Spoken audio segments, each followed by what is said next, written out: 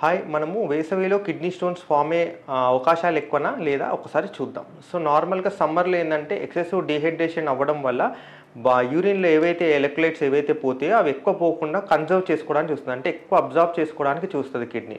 So దీనివల్ల ఏమైతుందంటే excessive calcium, oxalate ఇవన్నీ కూడా కొద్దిగా ఎక్సెసివ్గా అబ్జార్బ్ అవుతాయి. దీనివల్ల కిడ్నీ స్టోన్స్ అనేది ఫామ్ అయ్యే అవకాశాలు ఎక్కువ.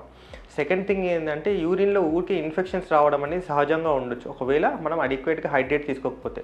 సో ఈ యూరిన్లో ఊరికే ఇన్ఫెక్షన్ రావడం వల్ల ఏమవుతుందంటే స్టోన్ ఫామ్ చేసే కెపాసిటీ అనేది బాడీలో పెరుగుతుంది. దీనివల్ల ఎక్సెసివ్ స్టోన్స్ ఫామ్ అయ్యి ఒక్కోసారి ఇన్ఫెక్షన్స్ వల్ల కిడ్నీ మీద ఎఫెక్ట్ పడే అవకాశాలు ఉంటాయి.